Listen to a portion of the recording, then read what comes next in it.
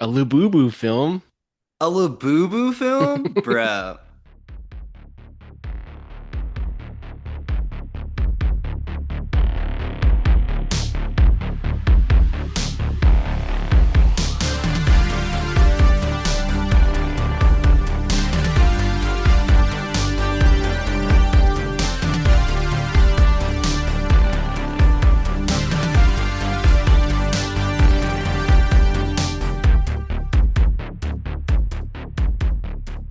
Welcome, everyone, to the Commentary Podcast. I am your host, Pat Brennan. Welcome back to another episode of Weekly News. I am your host, Pat Brennan, and as always, my co-host, Tony Mikel, is here. Tony, how are you today? Hello, how was your week? It was good, you know? It's raining in LA right now, so it's pretty Nice. nice. It's been That sounds gonna like a rain till vibe. Monday. How was your Nice. That week? sounds like a vibe. It was pretty good. Pretty busy gathering all the film news with my best friend. I know, like we said last week that this was a lot of film news, and I feel like we have even more here. For those that listened last week, we're going to take you through three sections again. The first one is going to be new releases of the weekend. The second section is going to be trailers that were released this past week, and then the last thing we'll talk about is the news of the week. And once again, there was a lot. So I think it's going to be a lot every time. So We're just single-handedly bringing the industry back, man. yeah. We got it. Just us two. All right. Yeah, Kicking off with the new releases this weekend.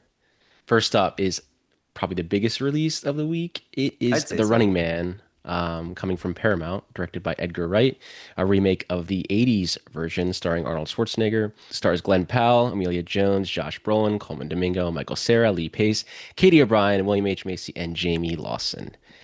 Stacked cast. Insane cast. Tony, have you seen the original Running Man? I have the original with Arnold Schwarzenegger. There's lots of Arnold IP this November with Predator Yeah, last week Badlands with and Predator too. Yeah. I'd say like the same thing with like Stephen King. Like this is like a full-on year of hmm Stephen King. It's crazy how these films are returning. I know that the original one, it was like a smaller scale just because of, like the time and the budget and everything. But this one's hmm like a full world adaptation. Edgar Wright. Yeah. Yeah. Edgar Wright. Yeah, Edgar Wright. Edgar. I was like Edgar Wright. I mean, Shaun of the Dead, Hot Fuzz. I'm a World's End Scott guy. Pilgrim. Scott Pilgrim, Baby Driver, which I think the cast hasn't aged very well in that movie. Dude, he Edgar Wright almost directed an Ant-Man film. Oh yeah, I think he still has the writing credit on that Ant-Man film still, but Yeah, they wanted to yeah. keep it more, I think, the brand that they were going for, and he probably wanted to go a different direction. But yeah, it's We talked interesting about that go ahead. it's interesting that we have back-to-back weeks of like Arnold remakes, Yeah, that's what I'm the saying, man. 80s remakes. Or I I guess think I they're guess gonna Predator's not. I think Predator's not like a remake though.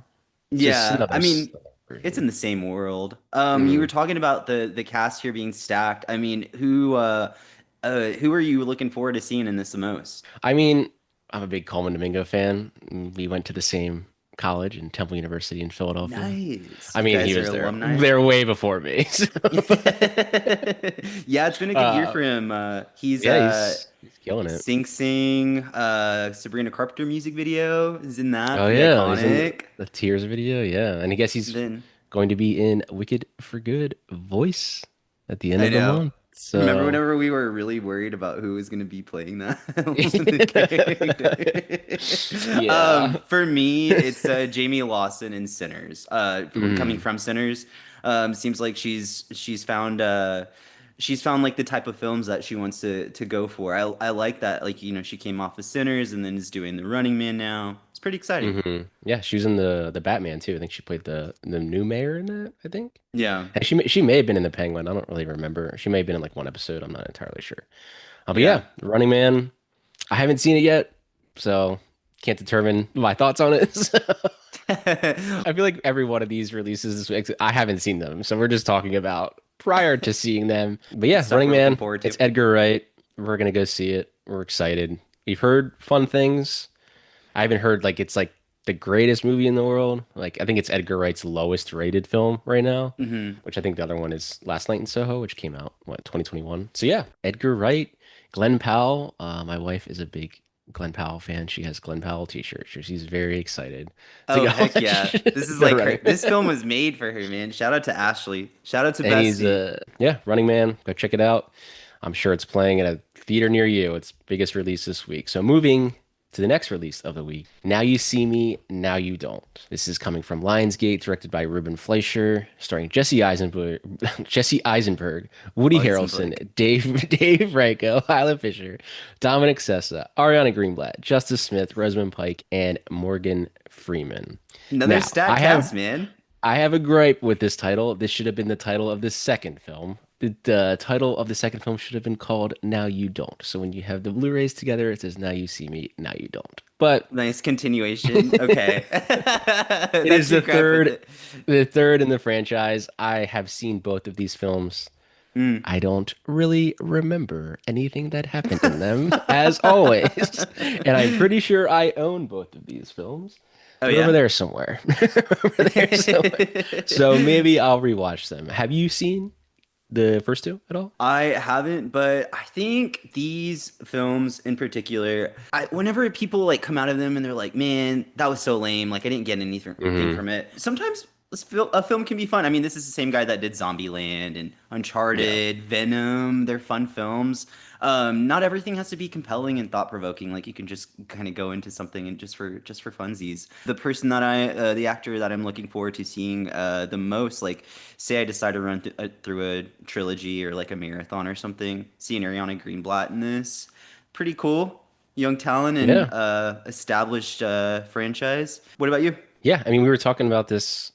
I think we were talking about her last night. Like, Hmm. she was in Barbie, and for those that don't know, she was young Gamora, and was it just Infinity War, or was she in Endgame as well? I think it's just Endgame is the flashback. They both The feel like the flashback, same film, right? same, yeah. It all blends together.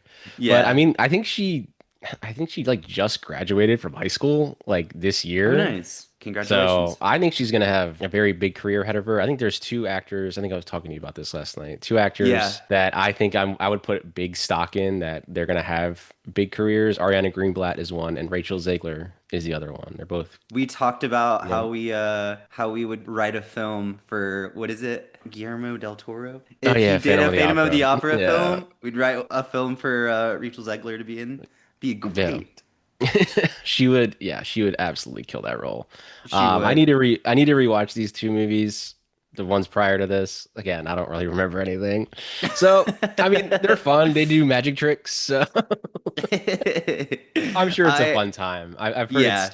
people are having some fun with it. Some people are like you said, like well, whatever. Like they're like the movie wasn't very good, but these are the movies I feel like you would see in like the 2000s that would make a shit ton of money. And I think it's tracking decent. I don't think it's gonna make a lot of money because it is a Mm. third in a franchise, and some people are like, I don't even know what these movies are. So speaking of like, I think it's cool whenever we do these episodes because we're talking about word of mouth, right?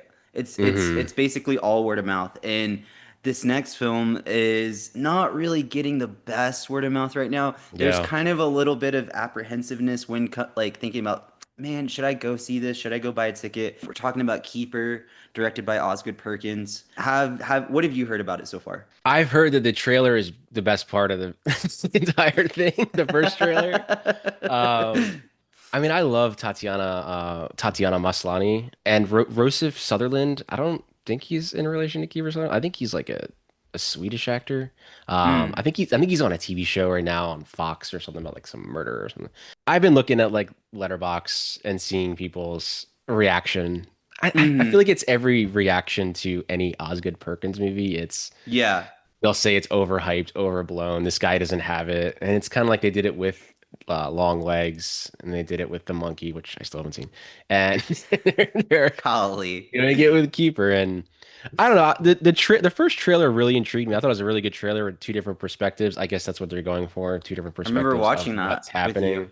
Mm, Hmm. So, I mean, I'm going to probably see it sometime this week just to be like, hey, it's a I horror saw movie. that. Yeah, Yeah. it's a horror movie.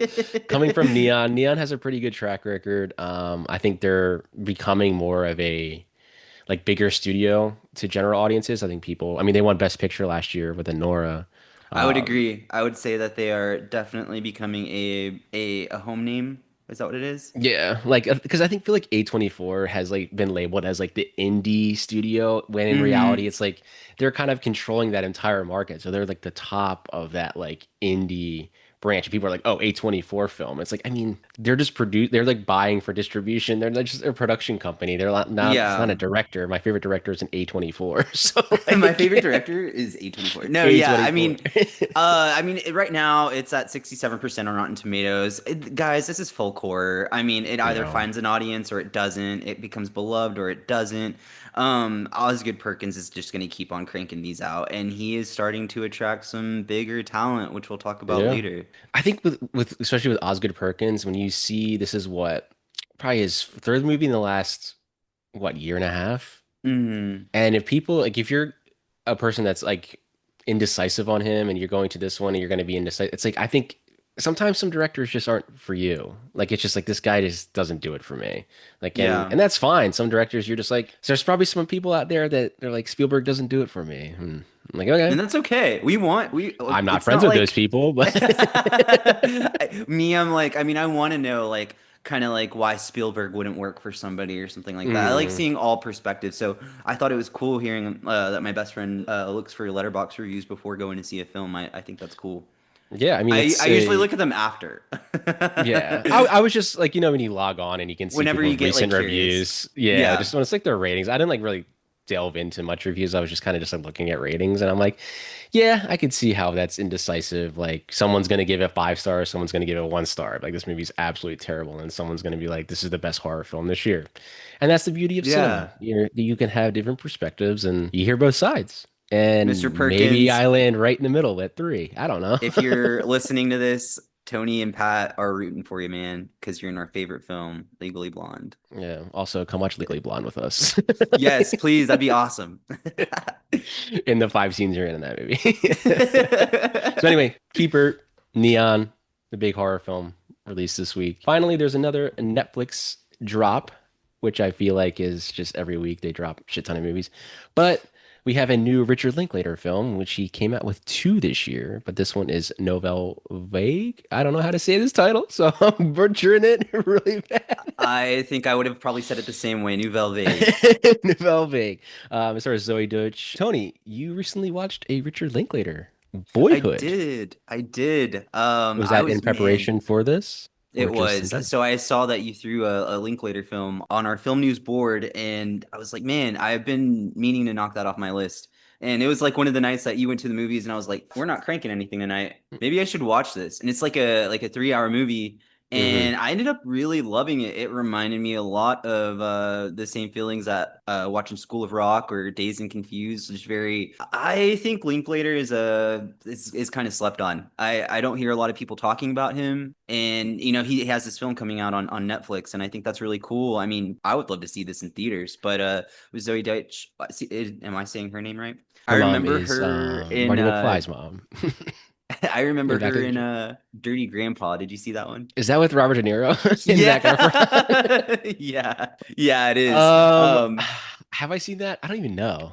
I don't think I have seen Dirty Grandpa. I think it was like a very January release, and I'm like, yeah, I'm good, man. She plays a photographer in that film. Her name is Shadia, and she's like the love interest. And I just always remember being like, I was like, I like this actress, and that makes sense that her mom is like in Back to the Future. She definitely Hmm. looks a lot like her mom. Which is interesting because he had a movie, it was playing near me, Blue Moon, like a month ago. So he's had these 2 movies circulating in like festival circuits. And this movie is about the making of Breathless, which I don't know. Have you seen Jean-Luc Godard's I Breathless? haven't. And Blue Moon is also about the making of another film, correct? I think it may be about the making of a stage play, like right the night before. Let me look it up real quick. But yeah, it's opening night of Oklahoma on stage. I So think it it's would like be the cool opening to night before pick that. Linklater's brain and see like, why are these moments so crucial to depicting in film? It sounds like Hmm. he's like a history buff almost in a way. I think me and him would bond. I'm a huge history guy. That's why I said that. Yeah, I haven't seen either one of these. I Mm. was really curious to see Blue Moon, and then it kind of was only playing for like a few days, and then they kind of just pulled it from theater. It had like one showtime. And I was like, oh, isn't that the Linklater movie? Don't you worry. There's 30 showtimes of some other thing that I'm never gonna watch. But yeah, Linklater. I don't think they don't even know that he made School of Rock, but I mean, it's probably Dazed and Confused, and I feel like people mainly know him from the Before trilogy. Like they Mhm. love those movies, and I feel like sometimes Boyhood got like a bad rap, as in that people are like, oh, look, another gimmick. I was just like, Wait, what? Hold on, when explain this. I feel like when the movie, I could be completely wrong, but I feel like the sentiment when it kind of came, it was nominated for a lot of Academy Awards and it won supporting actress. Uh-huh. But I feel like over time, people are like, man, it's all right. It's kind of like a gimmick, like just filming something every five. It's like, I mean, it's a pretty risky thing to do because I think he's might be making another one right now with Paul Mescal, where I think it's like a 30-year project or something or a 25-year, Wow. and you just come and shoot a scene like every few years, and you just do another scene, and you're kind of aging along with the film, and it's a risky thing to be like, hey, kind of messed up to say, I hope nobody dies while we're making this, or else like that. I had them in the film and now they're no longer here, and it's cool. It's like an experimental project, and you're creating a narrative over a film that's 30 years in the making, essentially. I'd say as a writer as well, it's pretty risky with like your artistry as well because like who Hmm. knows like we make art all the time and then like in like say like 3 months we're like, oh, actually I hate that, like I don't want to revisit it. What if you Yeah. just like started making a film and he was like, actually I'm not really a big fan of that script anymore, we just wasted 25 years of revisiting and filming and trying to create the same cinematography. I don't know, it worked on me, man. It all blends well. I Hmm. really liked watching Boyhood. I've been wanting to crank Everybody Wants Some with you. Yeah. I'm a everybody wants some because it's essentially a spiritual like successor to Dazed and Confused. Hmm. I remember everybody wants some over Dazed and Confused guy. Oh, Oh, speaking okay. of Glenn Powell, he carries that film on his back, There and you Zoe Deutch go. is also in Everybody Wants Some. So I highly recommend that. I recommend every Linklater. He's a very like he's a guy that kind of is not like super experimental, but he changes a lot of the way he makes films.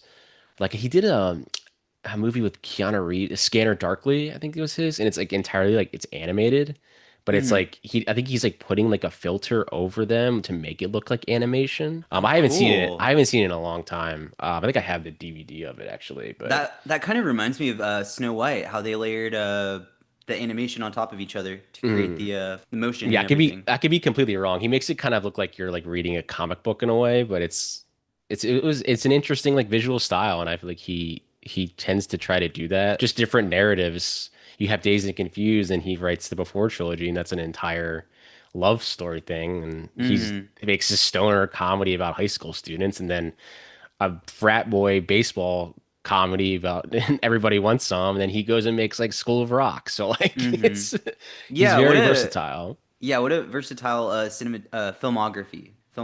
So yeah, new link later. Everyone go check it out on Netflix, I guess, because we all have Netflix, right? We all have From your couch. You don't even have to go to the theater. You can be right on your couch. Yeah. Don't touch your phone though. So that brings us to our next segment, and that is the trailers that were released this week. And once again, there were a lot, but it seemed like there were a lot of teaser trailers as opposed to full-on trailers, but we'll get into them. So the first trailer that was released this week was Influencers. This is coming from Shudder.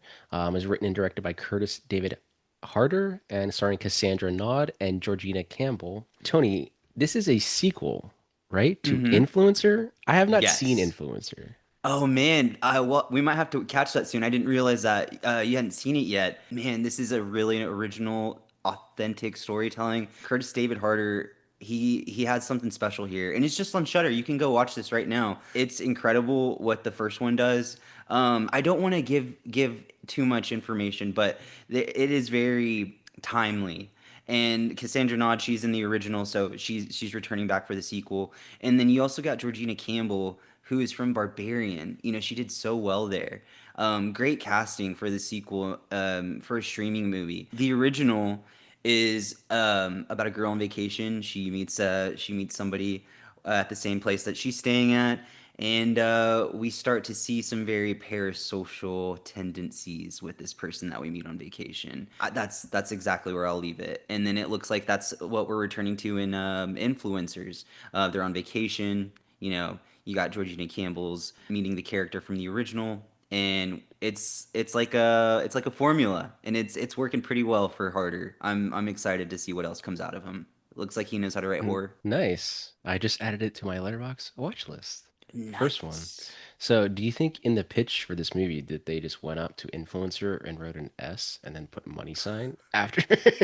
They probably did. They're like, now you heard it, influencer. Now, what about influencers? Influencer. It's like Alien and Aliens. Money sign.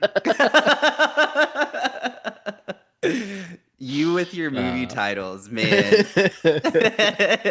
You just want them to look good on your freaking shelf. maybe. I just need more Cary. I need more Cary Grant boxes. I don't know where he's at. I think he's over there somewhere. He's down there.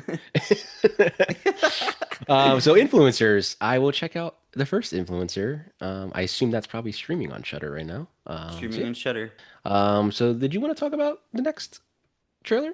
Since I it's also can. horror? Yeah, yeah, I threw this one up as well. I like how we both throw up the trailers that mean a lot to us. So up next we got The Plague, another horror film distributed by IFC. I just watched the trailer for this because it's such an exciting moment for horror. We got another body horror, guys, an R-rated body horror film, and get this, it is a coming of age film as well, Pat. Isn't that crazy? Damn. Let's So go. you got Joel Edgerton in here. Also, the director is Charlie Pollinger. I might be saying that wrong.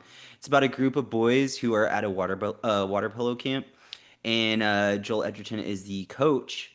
The boys start picking on one of the players who seems to have a plague. That's what they call it. They make fun of Oh. him. Yeah, so lots of body horror elements. We would have totally cranked this film at 13 years old. Horror, It R-rated seems like a film. movie you'd rent like at Blockbuster like on a Friday just to yeah, if you're Yeah, 13. Get yeah, that something coming, VHS.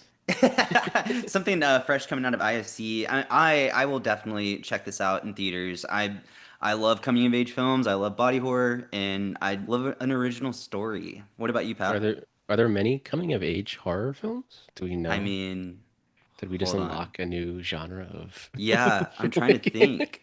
I'm sure I there think, are, and people listening are like, duh, yeah, what are you talking about? yeah, yeah. Someone's like, let me shut this off right now. These guys, like, They don't know anything. we're gonna make a letterbox list. That's what we're gonna do, Coming guys. of And then we're age gonna take a horror. screenshot of it and we're gonna put it on our socials. I mean, I love Joel Edgerton. Like, I think he's an incredibly underrated actor. And he actually has a movie coming out on Netflix next week, Train Dreams, which I have heard fantastic things on. So yeah, I'm excited. I love Joel Edgerton, and I'll watch anything. So maybe like I'll even watch Gabby's Dollhouse. Yeah, sure, throw it on. Don't know what this is. And that's what people were Heck like. You yeah. watch a lot of movies, and I'm like, yeah. Sometimes I always tell this story. I think I saw what was that one movie last year? Harold and the Mm. Purple Crayon. I was so bored one day. I was like, I'm just gonna go whatever. Two movies. I'll watch the first one. About 20 minutes into Harold and the Purple Crayon, I was sitting there being like, what am I doing with my life? No, And I I was think like, that's why we're best friends, man. Like one minute we can watch like Into the Wild, and then like the next you're like, you want to watch Pirates of the Caribbean? and I think that's when I realized like maybe I don't need to see every single thing that's released. Yeah, no. I did not see Gabby's Dollhouse, guys. I'm So trying to I, picture you watching Harold and the Purple Crayon. I... You know, I'm trying to picture myself watching that and asking why, but it's okay. Moving on to a big trailer for the week. Marty Hmm. Supreme coming from A24, written and directed by Josh Safdie, starring Timothy Chalamet, Gwyneth Paltrow, Tyler the Creator, Fran Drescher, Kevin O'Leary, Abel Ferreira, and Odessa Azion. How do you say her last name? Proud of you, bro. Maybe Azion, but it's She's now Azion. currently starring in I Love LA. Her mother is Pamela Adlon from our show Nice. Better Things, and her first role was in Grease 2. I am a Grease 2 Hive person. Grease 2 rules. So I'm finding a lot about Pat this episode, guys. Yeah, got that I'm on really Blu-ray. liking her project choices. Post Until Dawn. I think she's having a moment, and Hmm. it's really fun to see. I mean, being right next to Timmy in an A24 film in Christmas. This guy's the Christmas Yeah. guy. That's like 5 films released around Christmas from Timmy. Yeah, I'm sure he's He's getting a saying Best Actor now. yeah. I Once was again. I was gonna point out, I think it's pretty interesting how this film is kind of poised in the perfect part of like the calendar, the box office calendar to definitely make moves, you know, for an indie film, an A24 film. Families love going to go see a Christmas film. This seems like a very on the outside with like all the marketing and the trailers and everything that it's big and grand. So you know, it's definitely gonna bring some people in that initially wouldn't go see like an A24 film, but they're like, oh, Timothy Chalamet, Safdie. It's would you think it's kind of poised to be in this part of the year for like a award season strategy? So it's fresh on people's Oh yeah, minds. there are. I mean, I haven't seen this yet. I have heard that it's fantastic. I think the Mm. runtime is almost 3 hours long. Um, Wow. Okay, okay. I think currently right now it is very much in a best picture race. I think with Hamnet and One Battle After Another.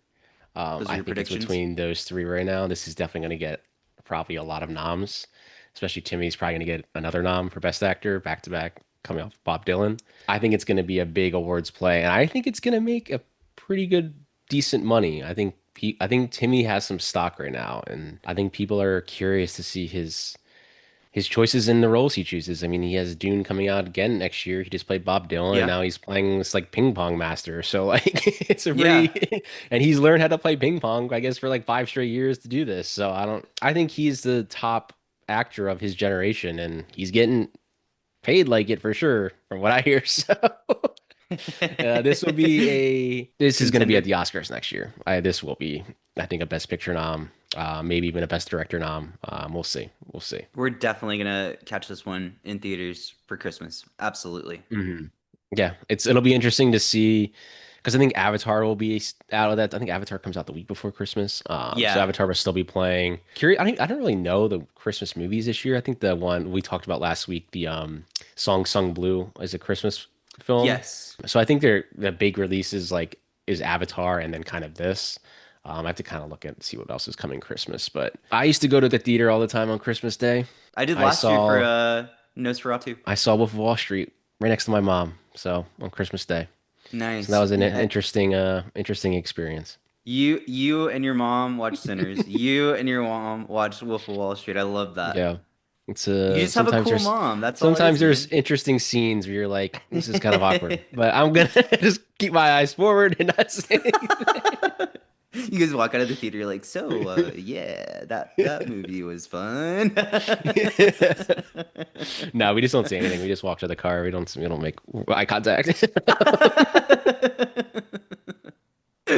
God. So I think it's safe to say we are both very excited for Marty Supreme. One of the Safdies, other Safdie, Benny Safdie, we will talk Mm-hmm. about a little later and some Oh news a yeah. little later. So that brings us to another trailer. This one is called The Thing with Feather. It's coming from Film 4 and BFI, starring Benedict Cumberbatch. The film follows a father and two sons who struggle to cope with the loss of their wife and mother, while grief itself appears in the form of a large crow. Watching the trailer, I was like, yeah, looks like it's about loss and depression. So it looks like that's what I'm getting from this. And it's kind of weird that this trailer came out this week. And I think the movie comes out extremely limited, like next weekend, Okay. like very, very limited. And I think they're probably just going Mhm. to dump it on VA. But I just put it down because it's Benedict Cumberbatch, and that's a big star for him to No, take like a yeah. really, really small role here. I mean, I checked out the trailer and it does definitely feel like it's very message heavy with like hmm depression and trauma and everything. You have Benedict Cumberbatch being a dad to two sons while he's struggling with this. It looks cool. It's crazy how it's only coming out with the trailer like a week prior. It's hmm almost like It's I very don't Netflix know. marketing. Yeah, yeah. But I mean, you get a little bit of the visuals of the large crow in the trailer. It looks hmm interesting. It looks very artsy. It might be going somewhere and it might be a sleeper or something. It's interesting that he chose this role and that he just had The Roses come out, which is more of a comedy, and it seems like he's Hmm. trying to branch away from doing those big like Mainstream. blockbuster mainstream stuff. It seems like he's trying. I mean, The Roses had like it's a pretty mainstream movie. It's like a big cast, like big budget, but it seems it's more Uh-huh. of a comedy route. I wasn't the biggest Yeah. fan of that film, but I mean, it's interesting. It's like Timmy. It's like it's just interesting to see the projects that they choose. Like Timmy's in Dune. Like Benedict Cumberbatch is Doctor Strange. Like these guys are Hmm. big box office stars, and it's awesome to see them do these small indie, like kind of low budget films. I think we've had this conversation before where we are thinking for the actors. I think what a lot of talent does is they go for those mainstream roles, those big films that are going to make them millions in order to work on the films that they really care about, like the independent like screenplay that won fast track development competition like the year prior and they're like I want to make that Yeah. or I want to be part of that. Curious to check it out. I don't know when I will, since it's probably playing in like one theater somewhere. So I'm sure it's gonna be on VOD like early December. So maybe I'll catch it Yeah. there. Okay, so the next trailer we had come out was called Merv. This is coming from Prime Video, starring Charlie Cox and Zoe Deschanel. The film follows a recently separated couple take their shared dog on a holiday trip to cheer him up. Tony, what did you think of this Hallmark movie trailer? Now, if that doesn't sound like a cookie cutter holiday film, I don't know Hmm. what is. You got Charlie Cox, Zoe Deschanel, awkward guy, awkward girl, but they're cute. You know, they have a good look to them. I'll probably throw it on. I'm not gonna lie. I mean, I it's love it. interesting to see.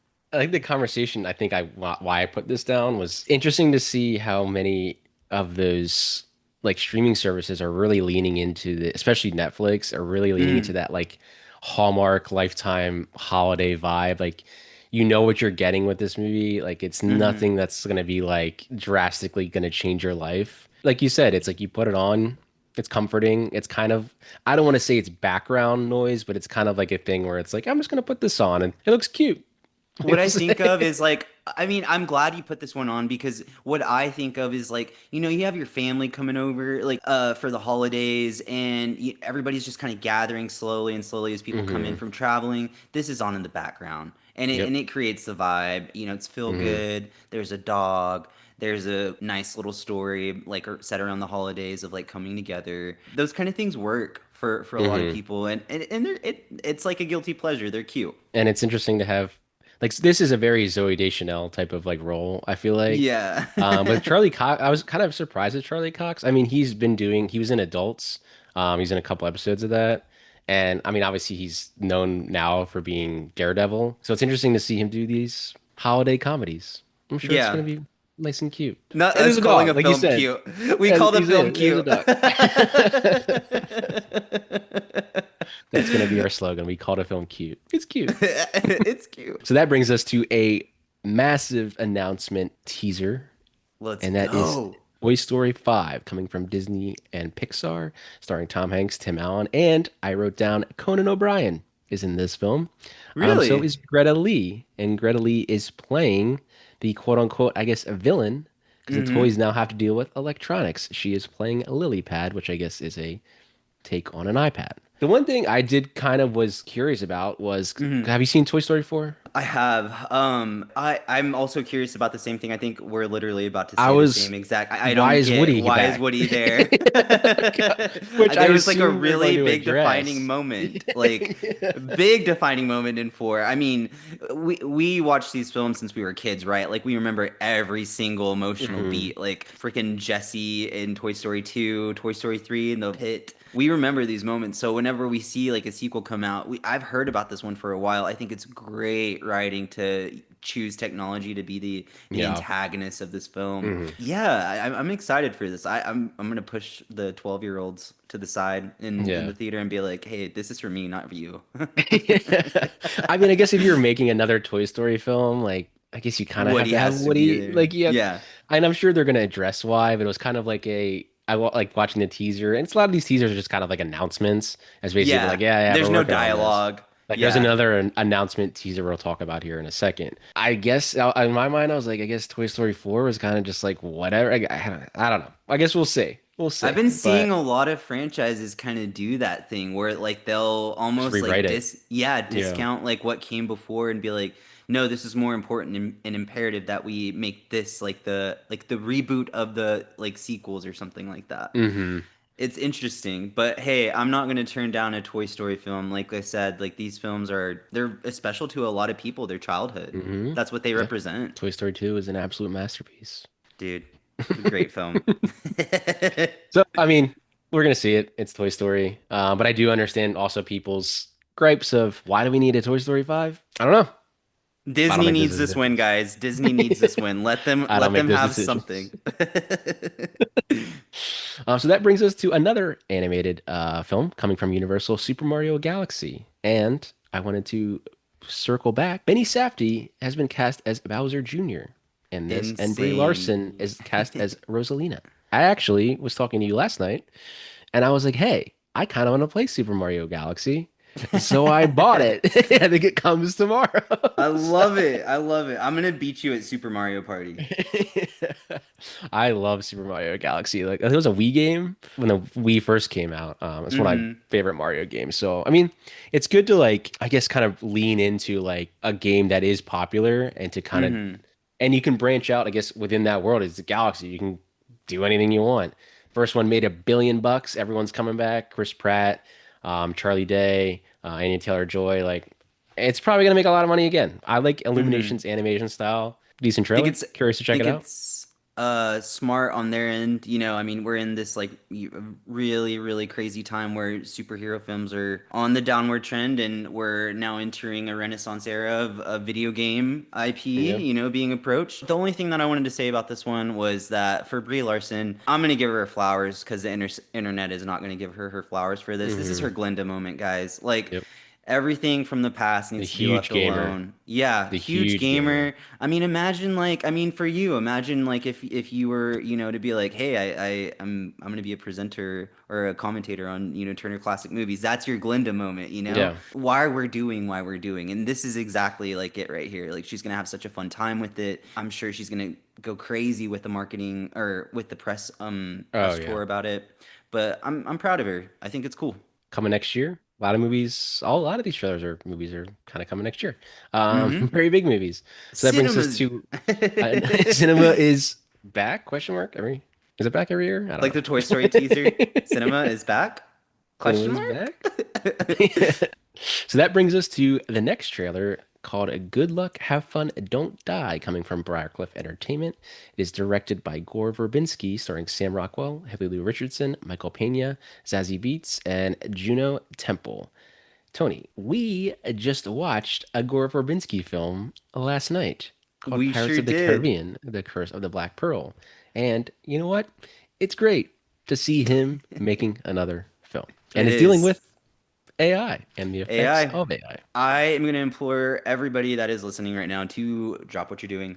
Press pause on us and then go watch the trailer and then come back. It is definitely an interesting trailer. Very cool concept. I mean, Sam Rockwell's in this. That's our I mean that alone as well as Hmm. Verbinski. I want to watch this together. Like this is one that I want to watch with you because it has all of the adventure in it. It looks so much Hmm. fun. It looks so much fun. What about you, Pap? I mean, I love Sam Rockwell. He's been always been one of my favorite actors since Moon, Confessions of a Dangerous Mind, and he's in my like favorite coming of age movie on the way back, and he should have won an Oscar for that. He's an Academy Award winner. He won for Three Billboards. I love Gore Verbinski. It's been a while. I think I don't know what his last film he did. But yeah, it's an interesting movie to put out with all this, and we're going to talk about AI a little bit here in the news too. Hmm. It's an interesting film. It's in very anti-AI film, so it's I an think for interesting. both you and Mhm. me, this is like the type of film that we want to see about AI. Because you know, there's multiple films coming out about AI and how they feel about them. If they're pro AI, Yeah. if they're for I am speaking for the both of us, but this is like the type of film that I want to see, wanting to go see something about where we're headed in the future.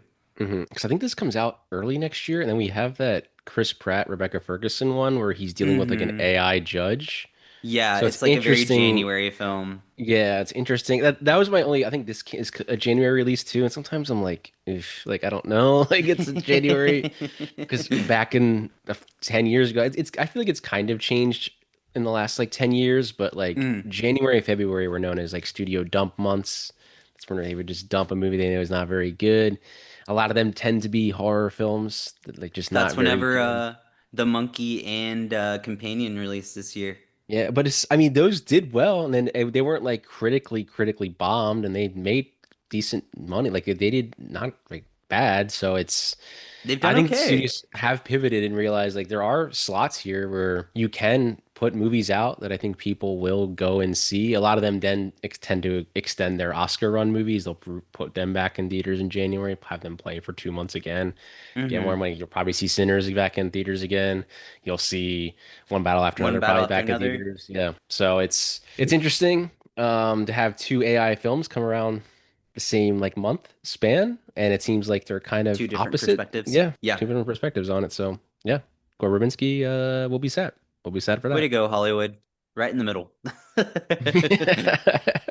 So that brings us to another kind of announcement teaser trailer. The Devil Wears Prada 2, coming from 20th Century Studios. It stars Anne Hathaway, Meryl Streep, Emily Blunt, and Stanley Tucci, all coming back for the second one. And when I watched this teaser trailer, I said, huh, I think they just made that for the teaser. I don't think any of these shots are going to be in the movie. And that's what they used to do. They Dude, I used to didn't do even that think back in the about day. They used to do that. that. Just like we're just shooting this for the teaser trailer. It's not going to be in the movie. It's just the announcement being like, "Hey, we're coming."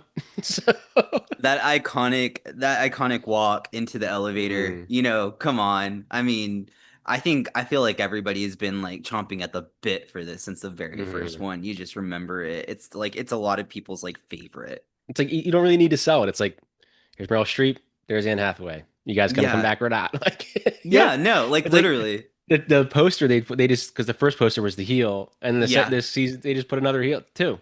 There you go. It's that simple. And you're like, yep, it's that simple. That's how you market it. I'm gonna watch it. I love the Devil Film's Wears writing Prada. itself. But Vinny Chase is the villain in Devil Wears Prada. He is the villain. Her boyfriend, played by Vinny Chase from Entourage. We love Devil Wears Prada. We're gonna see Devil Wears Yeah, we Prada do. too. I think a lot of people are gonna see Devil Wears Prada too. This is good. Actually, this is, I believe, a Christmas release date. So there is another Christmas movie. The Housemaid released a final trailer coming from Lionsgate, starring Amanda Seyfried and Sydney Sweeney. Tony, what do you think of the Housemaid trailer teaser I actually or had a story question in to ask general? you. I had a question to ask you just because I know you're a lot more familiar with the industry. I know that Lionsgate is using, speaking of AI, aren't they using something to ask artificial intelligence like, "Hey, what film is going to make the most money?" kind of thing, or like what I think pitch? they're kind of like delving Do you know what into I'm talking that. about? Yeah, Yeah. I think a lot of studios kind of are like we're going to talk about AI in a bit. There's been some AI Yeah. news this week. Sorry, I'm kind of jumping the Um, gun. no, it's interesting because it's like these studios are doing that, and with someone like it's. I'm actually I think I wanted to put it because it was a final trailer, so it's usually there's like a minute, and it's kind of just like, Hmm. hey, this is still coming out, basically. Like, don't forget, this is coming out soon. Like, Yeah. but I'm curious with the way Sydney Sweeney's year has gone, how Yeah. this does. Hmm. I think it will do decent because I think people like kind of like these like Fatal Attraction type of vibe kind of movies. Home And thrillers. you don't know there's probably going to be a twist in it. I haven't read the book. Apparently the book's like pretty popular. I'm sure there's going to be a twist. It seems like it's a popcorn type of movie. But yeah, Hmm. I was just curious like cuz Sydney Sweeney really hasn't been having a great year. Yeah, Christie we last just talked week, about one of the Christy worst last openings of all week. time. So it's Yeah, I think it's a testament to what you do off of the camera, definitely hmm impacting that has the potential to impact, yeah. what's happening inside of a film. Obviously I want every film to do well and have the legs that it deserves and everything. But this specific film, I mean, it has Amanda Seyfried in it and Sydney Sweeney, and we really don't know what it's going to do. Like that's kind of scary. That's like Yeah. how it's kind of taking a gamble, and I'm sure the studio's feeling the same way. They're like, man, we're looking at those Christie numbers and we're just hoping that we do something. Get something. Yeah. Yeah, literally. Not, and we could be wrong. This movie can make 150, I don't know, make 150 Yeah. million. So Literally in it's my notes I just put my Sydney Sweeney's name, hoping for the best. hoping for the best. Yeah, we're hoping for the best for Yeah. you. Yeah, Yeah, no, I for real. just was curious to hear your thoughts on the What Sydney about you? Sweeney aspect of it all. You? I think it'll do decent. It's gonna be obviously better than I think she was in the Americana movie, and then obviously Christie. Anyone But You made a lot of money, and that was a Christmas release as well, I think, with Glenn Powell. And so I think I think it has to be a certain market for the movie. Like I think this type of sell of the vibe of the trailer with like it's like a Fatal Attraction, like oh like it's she's playing the nanny, and she in the Mm-hmm. trailer she takes her glasses off, and like it's like oh it's like she's hiding something. So I think Yeah. people like those types of movies as opposed to just a straight like boxer biopic. So I think it'll do better. I mean, I hope for Lionsgate and Writes Sydney down, Sweeney's. we will see. Basically, it's a we will see. I'm Yeah. sure it'll do decent. It's a Christmas movie, so not a Christmas movie. It comes out at Christmas time, not a Christmas movie. That'd be a weird Christmas movie. So that brings us to another big star trailer. Taylor Swift six-part Eras Tour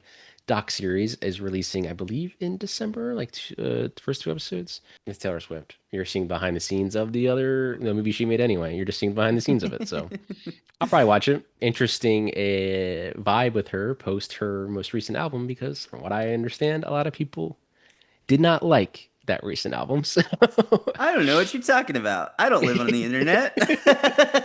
what's the internet? Hey, I have a question for you since we are on this topic. What is your Yes. favorite era of Taylor Swift? I mean, her greatest album is a folklore. That folklore Evermore. You ain't beating that, and That it is might be the biased because it is a lot of unused national tracks, but it's and they're my favorite band. Those are great albums. I like Taylor Swift.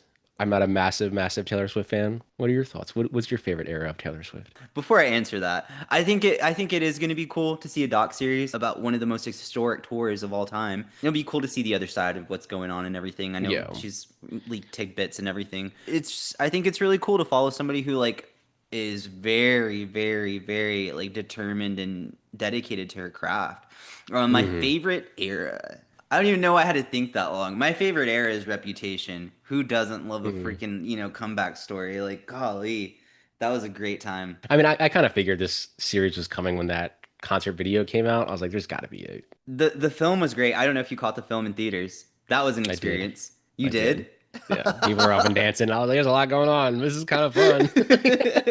Yeah, I mean, it's like that thing like you can't help but just like kind of like jump into the current. You're like, you know what, this is all right. Like nobody's hurting anybody. Like it's fun. The next trailer, Fallout Season 2, coming on Amazon Prime. I'm just going to say Ella Purnell. I'm set. It's great. That's Long all he wanted to Goggins. say, guys. That's all he wanted to say about this film or the trailer. Yep, that's all I'll say. Ella Purnell, I'm set. Moving on. I love how you primed me before that. You're like, this is all I'm gonna say about that. Ella Purnell, Oh I'm man. gonna be there. Did you watch the first season?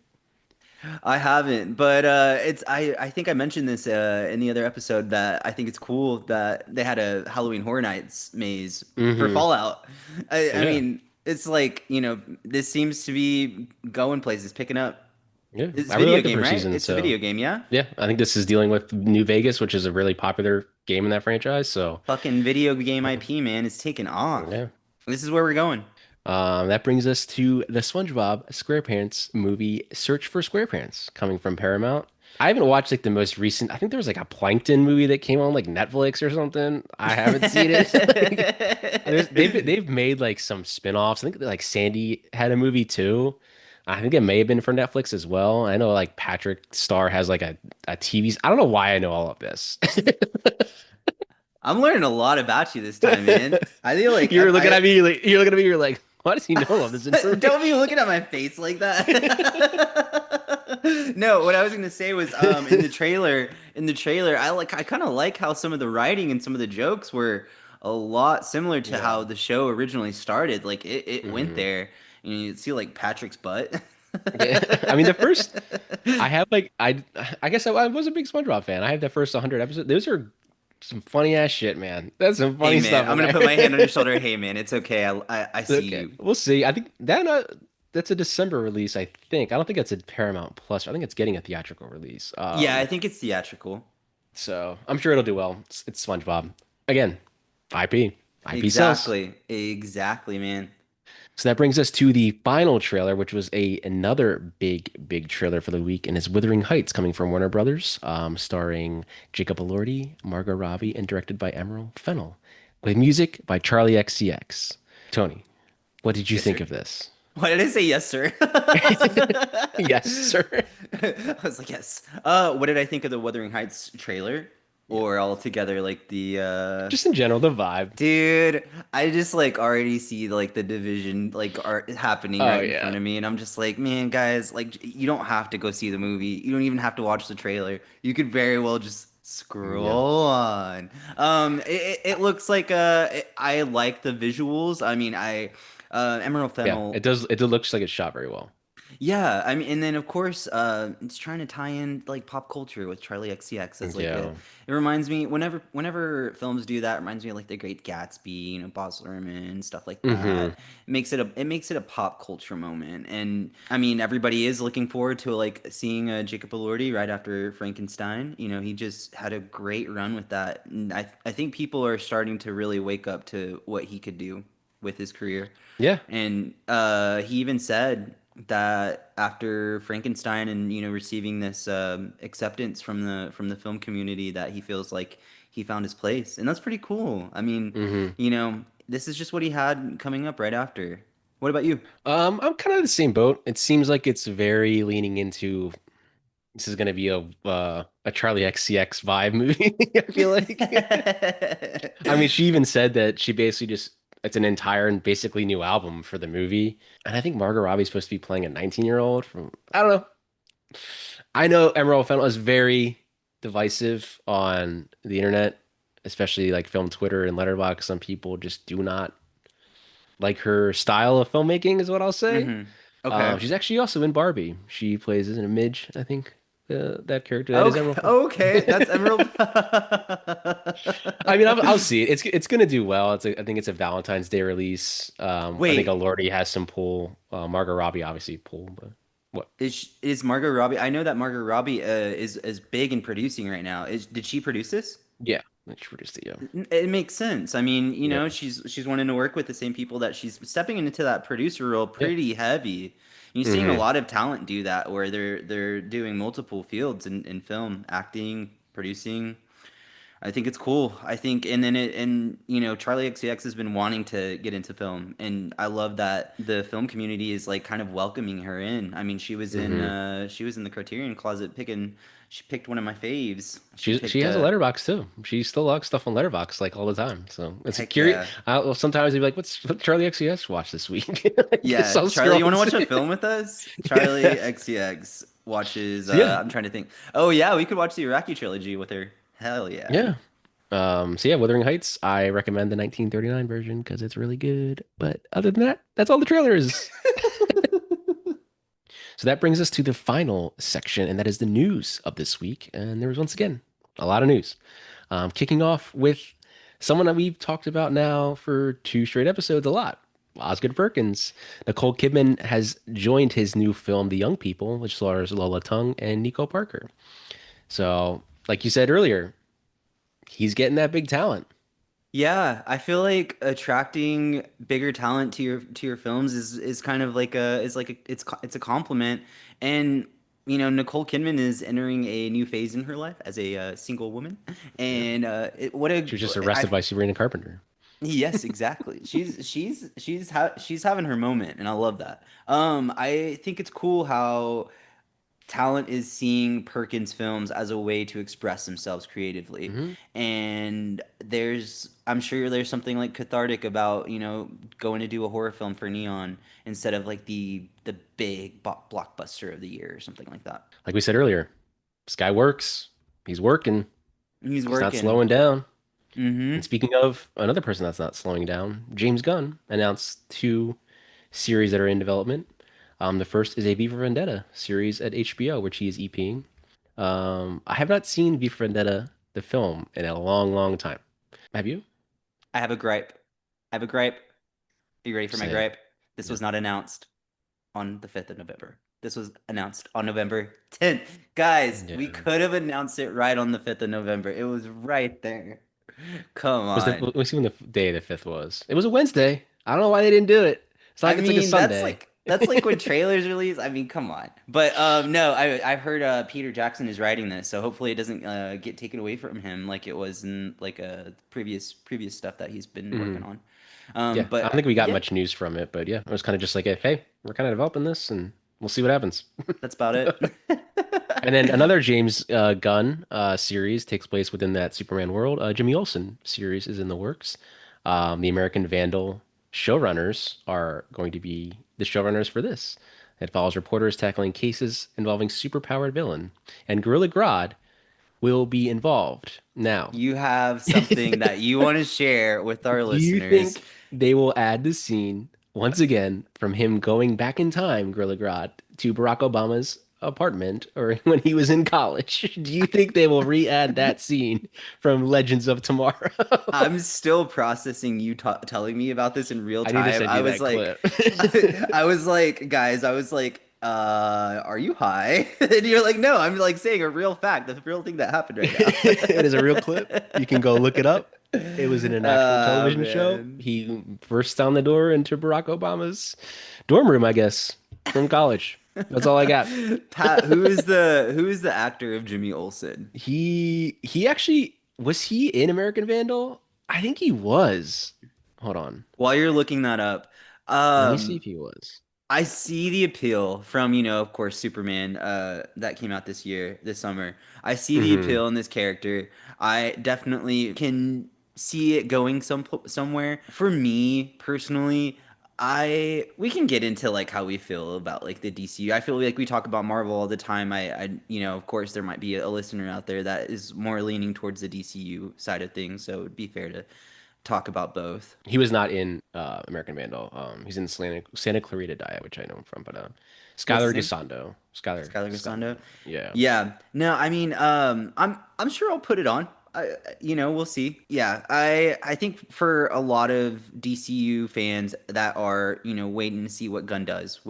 with the property is like he basically needs to decide whether or not the DCU is going to be like full of deep cuts or if these characters are going to be like overarching into bigger storylines in the major films. I think that's like the frustration right now. It's like we really don't know where it's going. A lot of people say that kind of doing deeper cuts right now, and I'm sure everybody's chomping at the bit to see those bigger characters. But yeah, I mean, he's giving He's these world building. actors, yeah, exactly. He's giving these actors an opportunity to work right now, and I feel like that's Yeah. what's most important. We'll see. I'm sure that's probably going to come out for a year or two earliest.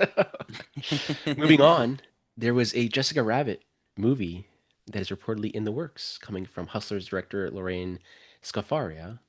Any thoughts? Oh, Jessica Rabbit? Jessica Rabbit, Miss Piggy movie. What else? I'm pretty sure there's a Yeah. toy movie in the works. We're revisiting elements of our childhood through film right now. I think that's interesting. I Your thoughts? personally think that there should be some tie into Who Framed Roger Rabbit, but I don't know. We'll see. Maybe Maybe it's it a will. sequel. Maybe it's a sequel, and we don't know yet. I don't Maybe know. it's a secret sequel. I like that. And I hope they do that style where it's live action, but you have that 2D character in there. I hope 2D they go animation. back to that. Yeah. So we'll see. Moving on to someone I just talked about 10 minutes ago. Sabrina Carpenter will star and produce in an Alice in Wonderland musical movie. I think this is at Universal. I think it's a great casting. I think it's perfect casting. Makes perfect No sense. notes. Universal doing Wicked and to get a singer in there, do some film. It only makes sense. Wicked's Yeah. doing incredible, and I'm sure this will do incredible. No notes. Sabrina No Carpenter is great. notes. Moving on to another piece. The film adaptation of Outer Dark, Cormac McCarthy's 1968 novel, begins filming in 2026, and I wrote it down because Jacob Elordi and Lily Rose Depp are starring. Jacob Elordi continues to keep moving. Wait, you know what I just thought about? Well, This film is using two people who weren't originally supposed to be in like two major roles in film like in the previous year. Lily Rose Depp wasn't supposed to be in in Nosferatu. Nosferatu, yeah. Jacob Elordi wasn't supposed to be in Frankenstein. Yeah. Heck yeah. Nice. It's set in Appalachia during the Great Depression and tales of a young woman who bears her brother's baby. Pretty heavy plot. But Cormac McCarthy, I mean, No Country for Old Men, curious. Jacob Elordi, Lily Rose Depp, they're getting bigger. They're getting bigger. So now we can talk about kind of some disappointing news that I saw this week. Matthew McConaughey and Michael Caine have teamed with an AI audio company to produce AI replications of their voices. And then Bob Iger the other day recently said that Disney Plus will soon have AI generated short form content from its users. Did you see the commercial? Yeah, I did, yeah. How it's kind of And like I was tying the very, we're yeah. scared of technology until we embrace it. Yeah, it's Go for it first. AI is the thing where it's kind of like, you know what? I wrote down a quote from a director that we just talked about, Gore Verbinski, and this Okay. is what he has to say about AI. Okay.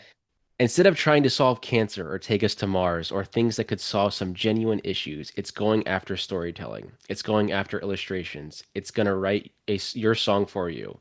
It's like saying it's going to breathe for you. It's going to fuck for you. It's going to take away. And I think he nailed it right on the fucking head. Why are we using AI to make story?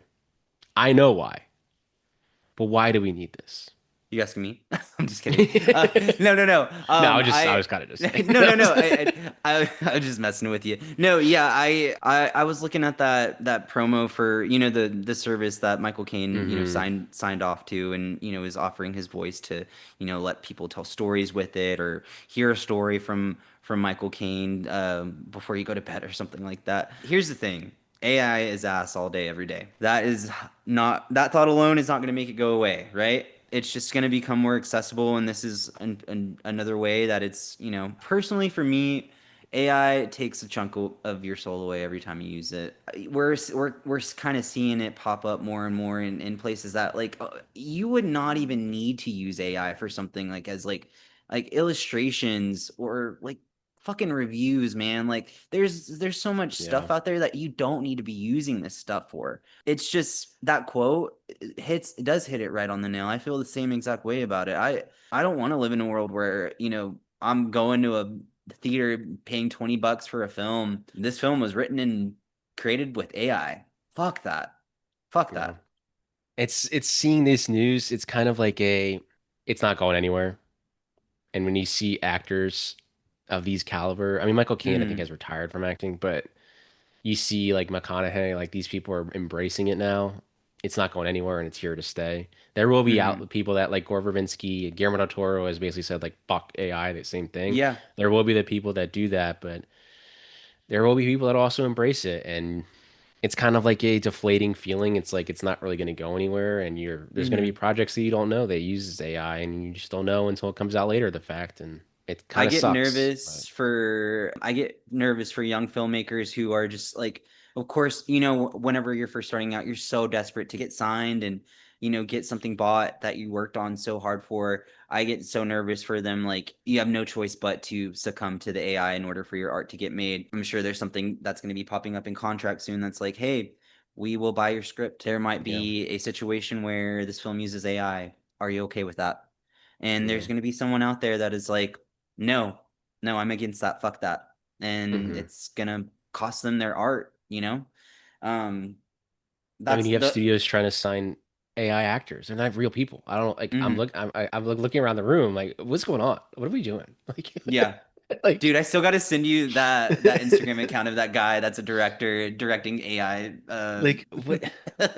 It's just like, uh yeah, like we could go down like a whole AI rabbit hole, but it's kind yeah. of like deflating just to see like I mean now like they're these bigger actors, corporations are just openly embracing it's only gonna happen even more, and Yeah. you can't really stop them from doing it, and just the only way we can stop them is just not watching these products, and some people won't, but some people will. So, Yeah. but in more positive news, Dune Part 3 has officially wrapped production. Let's go. So we got something to look forward to. That's good. Timmy, Anya Taylor-Joy's coming. Florence Pugh. We're set. We're set. I'm ready to go. Didn't that come out like around the same time as fucking Avengers Doomsday? I think it's a late year 2026 release. So I think it is Uh-huh. like a Christmas, Thanksgiving type of because I mean they want that it's that Oscar season push. You're putting it Yeah. in there, and the first two are nominated for Best Picture, so I assume That's probably gonna get interesting. another one. They're trying to go for the Fellowship of the Rings Oscars vibe. I like Yeah. that. I like that a lot, actually. No, heck yeah. Heck yeah. Another piece of news, Jumanji 3 has begun filming, and they announced that this is the final film in the franchise. And for a second, actually, I think they're calling this Jumanji 4. And that's why I was like, wait. And I guess they're saying that the first one is Jumanji, and then they had the two other ones, and now this is the four. I don't know. I was confused. First they said it was Jumanji 3, and then they said it was Now Jumanji I'm 4. confused. They said it was Jumanji 4. I don't know. Everyone's coming back. The whole ones from the second and third one, quote unquote. Uh-huh. I guess they're all coming back, and I guess they started shooting it. Final Jumanji. Do I think it will be? Not if it makes $1 billion. It's not. Golly. Is that's that Jack Black Dwayne synergy kind of Johnson, thing. yeah, Yeah. yeah. Another $1 billion franchise. Avatar: Fire and Ash. The runtime was announced. It is 3 hours and 15 minutes, making it the longest Avatar film. Thoughts? Jimmy, give me a intermission, man. I need to pee. I need to pee during this film, brother. I mean, come on. Like, I'm not bitching about a 3 hour, 15-minute movie. My ass will be sat the entire time. Of course, I love Avatar. I don't get why we wouldn't have like an intermission in between like a film like this. Like, it would just create more like aura for it, honestly. Like being Hmm. able to talk to the person next to you and be like, dude, this is pretty good, right? It's just like go get a snack or something. What about you? 3 hours and 15 minutes of Avatar. Um, I texted Van, who's a big Avatar fan. He watches the Or- trailer every single day leading up to the release. He said it's too short, needs to be 4 hours long. So He said that? yeah, I fucking I love guess I that. guess the only thing with 3 hour and 15-minute runtimes is from a Mm, studio perspective. It from their minds, it'll take away screens, as in like they need more show times. hmm So for a 3 hour, you might see a lot of 9 a.m. start times for Avatar just because they are trying to get as much as they can in there. I'll sit Dude, in I'm a 9 totally a.m. okay with Avatar. that. I'll go get a Like, I'll go get a freaking cup of I coffee. mean, in Jimmy Cameron we trust, so I think it's gonna be good. So Didn't Del Toro say that he's seen the trilogy? And he said yeah, that he yeah, said yeah. man, He's called them all dude, masterpieces. Yeah. we So need to get Van and Del Toro in the same room so they can like so they can be so they can fanboy over it.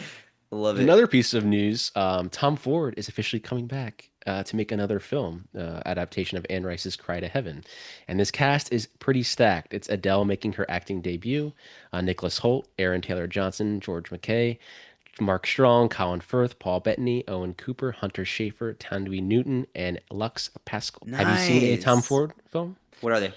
Nocturnal Animals and a Single Man. Mm-mm.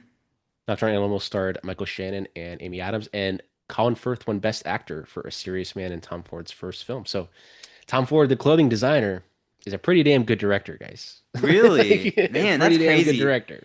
And to have Adele as her debut film, Acting debut, yeah. she's in good hands. And Owen Cooper is actually in Wuthering Heights. He's the one that just won the Emmy for Adolescence. He was the young boy. Oh, okay, okay. So he's And starting to then blow up. Lux Pascal is Pedro's Hmm. sister. That's Yeah. amazing. Happy They have for Hunter her. Schafer in here too. It's a Yeah, stacked cast. yeah. Stacked cast. Speaking of stacked cast, Sherry O'Terry and Chris Elliott will return for Scary Movie 6. Heck yeah. I think we're about to get some magic in this Scary Movie. Everyone's coming Regina back. Hall was saying Yeah. that the script for this one is really good. I mean, come on, you got what is it, Gale Hailstorm and the Butler from the There's two there's two iconic characters. The Blair Witch spoof was always so freaking funny, and her Hmm. playing a parody of Gale Weathers was just so incredible. And the Butler, and So he's like, "Take my strong hand." yeah, take my strong. He's like, "I'm gonna be the bigger man and walk away." This the Scary Movie 6 could be like a because I think they left after was it three they left or was it four? Three. I think they left after Three. three. Three. Yeah. So like it Three could be like was a rewriting of four and five never really happened. Let's just swoop in six because we're yeah. all back together again. So I'm thinking and I about think all the scenes from those movies now. it's gonna do really well. I think it's gonna do really well. Heck yeah, it is. This next piece of news, Elizabeth Olsen says she will not return as Scarlet Witch in Avengers Doomsday, saying, I wanted to see her return. What they've done with her is really great. I love the journey she's taken. Sometimes actors say that, and then you watch Avengers Doomsday, and You're they're just standing trying there to give differently. me hope. That's You're all just you're standing. doing. What did you think of this piece of news when you saw it? My notes. I swear, guys, I really my notes say sigh dot dot dot Michael Waldron dot dot dot multiverse of madness dot dot dot. I don't know. Honestly, I mean, we can pay RDJ millions of dollars to reinvigorate the franchise, but we can't like we Figure out Scarlet can't Witch. figure yeah, we can't figure out a way to like this is like the easiest way to unite the fans that Hmm. go to see this film. And I just can't believe that there isn't someone in these like fucking writing rooms, man. I'm sorry, excuse my language. In these writing rooms, I'm passionate about Scarlet Witch. Curse Um, away.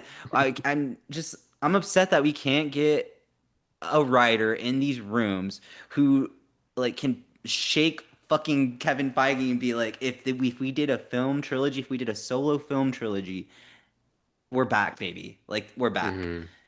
Get a lot of deep cut characters in there, like, some of the Moon Knight, like some of those people that, fans online have been shouting at, like, oh, we need to see these people back in those films. Put those in a, Scarlet Witch solo trilogy film. Sometimes I feel Yeah, like I you mean, put stuff on here to get me all hyped up, mad. Yeah, flustered. now I'm mad. Now I'm mad. Yeah, sometimes actors say this, and then when the movie I know comes you're out, calling her they're bluff. That's what standing, you're doing. they're You're standing calling her in bluff. there. Yeah, so I don't know. I feel like everyone that's ever acted in a Marvel movie is about to be in this movie. So I don't know. I don't know. We'll see. It seems like she's. I don't know. I feel like she wants to keep playing this character, but then I think part of her, like, also, I had my run. I'm good with it.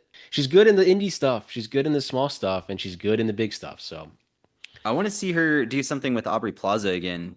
They're a great yeah, pair. The only thing that I was going to say was it would be beneficial for her to return to the Scarlet Witch, in the aspect of, like, who's to say one day that Elizabeth Olsen, like, wants to make her own film, wants to produce yeah. a film, or direct a film. Me and Lizzie go way back.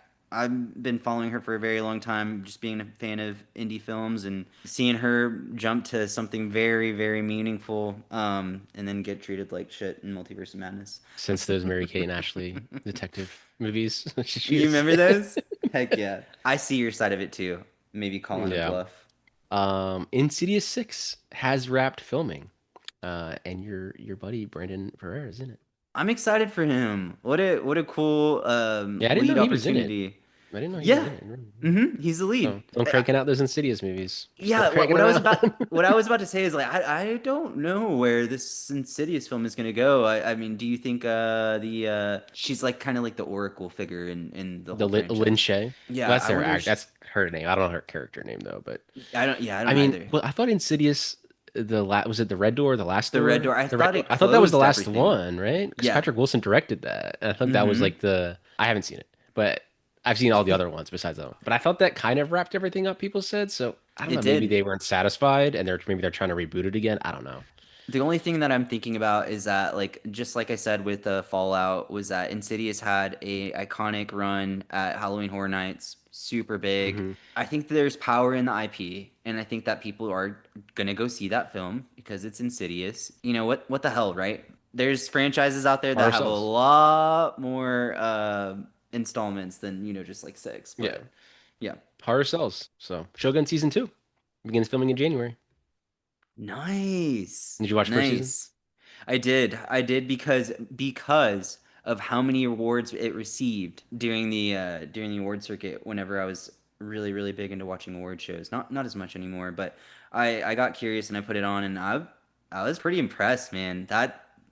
That's a fun show. I may be biased because I may work for that television I'm like network. looking directly in your eyes right now.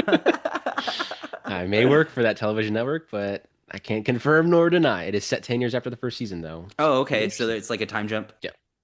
Did you see the first look images from Christopher Nolan's The Odyssey? I did. I did. Tom Holland looks great. Oh Yeah. man, that film looks like, for some reason, the photography reminded me of like a Shakespearean, like, stage play. That kind of blocking. It's the blocking. That's what it is. The Yeah. blocking, and that's in the images. What about you? Did you catch him? Yeah. I mean, production stills looks good. Yeah. He said he shot over 2 million feet of film, so a lot of footage. This movie's about to Yeah. probably be 3 hours long. I'm ready. I think the world is ready for The Odyssey.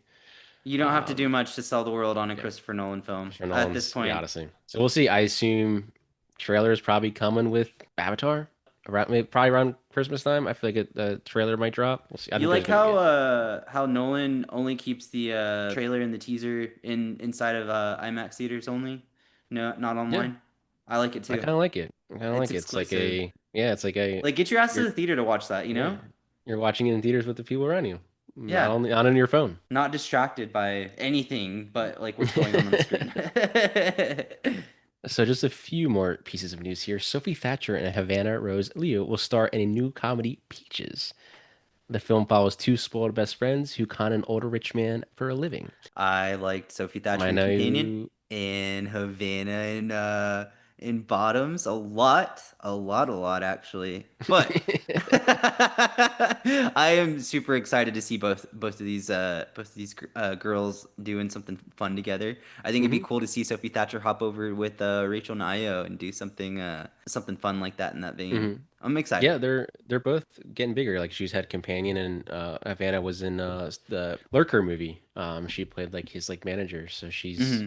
they're getting bigger. They're in more stuff, and it's There's good to something about see. Sophie Thatcher's acting. I really like. I love how much she plays into the camera and Hmm. a lot of face acting. It's great. Yeah, another big announcement this week. There is a new Star Trek film in development from the writers and directors of Dungeons and Dragons and Game Night. Cool. Thoughts? Cool. I like both those movies a lot. Dungeons and Dragons, incredibly underrated film. Dungeons and Dragons. I think it's fucking hilarious. It's great. They should have made five of those, but they won't. There was a script I think that Quentin Tarantino wrote, a Star Trek film, Oh and I yeah, think it yeah, was yeah, going to yeah. be like Star Trek. It's supposed to be with the Chris Pine era of Yes. that. Yes. Um, and I guess that never really went anywhere. I mean, I'm surprised it's taken them to this long to like make another Star Trek film because that's like Yeah. Paramount's like big IP. The reason I'm Um, not saying a lot about this one is because of like what I've heard about the film so far, and it's like, mm, of course, we're like on the like 11th hour of Paramount trying to buy Warner Bros. And yeah, everything. not much else to say. New Star Trek film in development. Not shocking. Yeah. And the last piece of news, again, I don't know why this took this long. A Labubu movie is officially in the works at Sony. Now, do you think this movie will come out too long after the Labubu phase starts to fade away? I think so. I think it won't hit as funny as like say for example if it were to hit like this spring or summer. Hmm. So, I mean, Labubus are a big thing. I know people that have a lot of them. So, Do you really? I don't have any, but If we were to like open up your closet right now, would like a bunch of Labubus fall no, out? no, there's one here. I'll just say there's only one in this apartment. But other than Okay. that- and with that, that is the news for the week. Thank you all for joining us once Yeah, thanks again, for listening to us. hearing our thoughts where we babble and I don't know, talk about movie news. Thanks Yeah. for listening to us talk about film news. The whole goal behind this is to get our friends off of the internet and Yeah. us tell them all of the news so they don't have to go deal with the horrors of being online. On your Monday morning commute Yeah, or at the gym or at your desk, just yeah. let me get caught up on the news last week. What happened? Someone's doing a So, set right now as you're talking. yeah, they're benching 700 pounds. They're the strongest man in the world. It's actually me. I'm the strongest man in the On that note, we are done. On that, We will on catch that, you on the next episode. we'll see you next week.